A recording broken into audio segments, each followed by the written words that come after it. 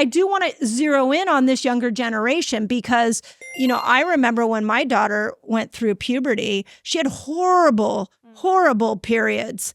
And so as your company has grown, what are you seeing with teenagers, 20-year-olds? Are they embracing this idea? Are they wanting to know more?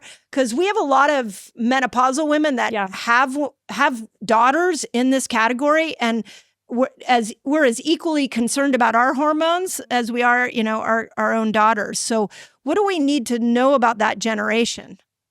What just comes to mind, Mindy, which is so interesting, we actually have a lot of women in perimenopause and menopause using our blends as well. And so once they are on it, they're like, I need to get my teenage daughter onto this. And we have so many, because they think, and I know you talk a lot about this, they're like, if I only knew how to support my hormones in my 20s, 30s, and 40s, I wouldn't be where I am today. So we have so many mothers advocating for their daughters, and we have family seed cycling. So I just think that is such a cool generational shift in seeing that. So it's just been really fun. Yeah, I can't even imagine. My mom would have never said to me in my 20s, like, hey, take some seeds.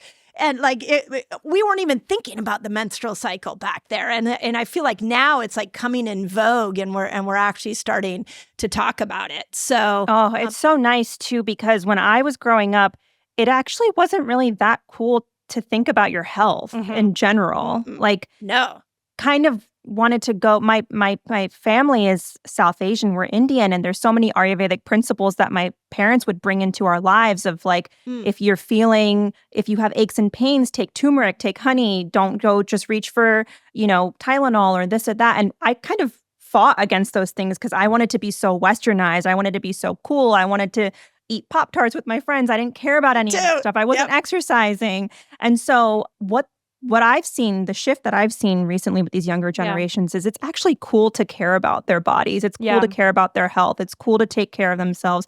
And I'm just so hopeful for those group of people because they have so much accessibility with social media. I know there's a downside to it, but just to see like what's trending, what's healthy, what they can do. And I'm just happy they're getting educated. And Kay and I always talk about like, how do we make hormones fun for women like us, younger women? So we talk about that every week with our content. Like, let's make it fun. Even for me, if it's too technical, I'm like, you lost me, you lost me. So we talk about it all the time. That's when I put the fasting cycle together, I actually did it for my patients.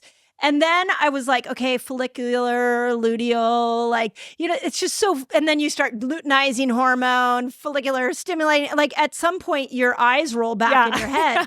And so that's why I was like, okay, let's just call this what happens here, power phase, manifestation. Like I came up with those fun words. And it was actually a conversation with Dr. Carrie Jones. She's amazing. She's incredible. And I learned how to read the Dutch test from her. And when she went down to teach me all that, I looked at her, I'm like, this is way too complicated. She goes, yeah, we really should be giving hormones nail polish names. Wouldn't it be a lot easier if they were nail polish names? I'm like, I love that. They would be. So I love that you guys are making it fun. And I think hormones are fun. Yeah. We curse hormones, but if you actually knew what hormones were doing for you, you would be like, I have a lot of progesterone today. I'm going to sit on the couch. This is so great. I have an excuse. Or I have a lot of estrogen today. I'm feeling very social. It's if we truly understood it, we wouldn't be cursing them. So I love that you guys are keeping it fun. So thank you on that. Oh, yeah, for sure. And I think us women and younger women too, even I can think back to my high school days, I think intuitively we understand those shifts, but we can't explain them. And because society is set up in a way that does not honor those shifts, we fight against them.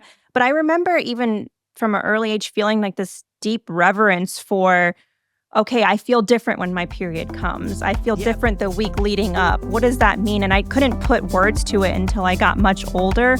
But it's so cool when you understand it and you lean into it and you accept that this is all women go through this in one form or another. And when we honor it and when we respect it, it can be such a huge superpower. Yeah, amazing.